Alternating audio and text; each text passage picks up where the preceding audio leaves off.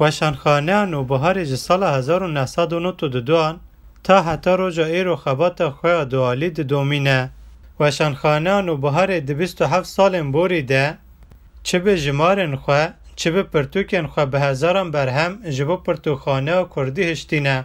وشانخانه لسر زمان کردی ویجه و چاندا کردان بین افبر اف 27 سالن وشانه دیکه.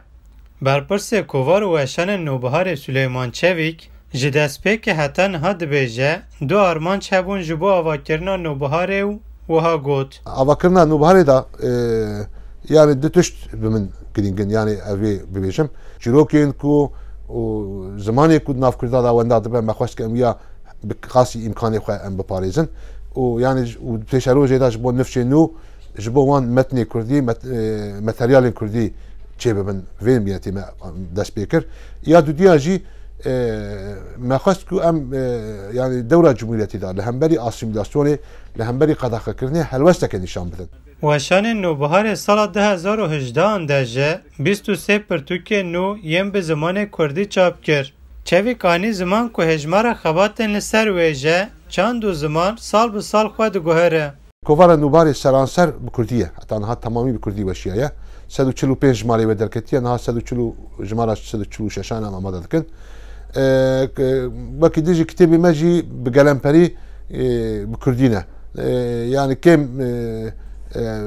هند كتابي مهنا طبيب تركينا بأكثرية كردينا كتابي منا هر وها چويك دبيجه نوبهار هم جي متن كلاسيك هم جي متن مودرن او ديگينن هفو دناوا هر دوانده وكه پركيه جبركو دواري كلاسيك تا يعني حوالي ما بحرفين عربي وزماني عربي وفارسي تسان انتخابات كاري ما حوالي ما انتخابتن ام جوا متننا خوشك كارن استفاده بكن و متننا يك بري 400 500 سال بري هاتنا نويساندن بي ايرو چاپ دكن و ديگينن خواندوانين ايرو افجش بو ما اوانتاجه که وجبركو دما ايرو دا امديشن بانساني مودرن را يعني دما خدا امديشن ام كتابي وانجي دكن يعني هم يبري هم ايرو لالیه کدن چویک دبیجه هر زده خواندوان نوان جوان زاننگهانه او به وی اکیجه کیف خوشه خواندوانی که ايرو تابي تينا نوبهاري علاقه نشاني كردي دم گلمپري جواني كردان زاننگه دخيلن انساني کو و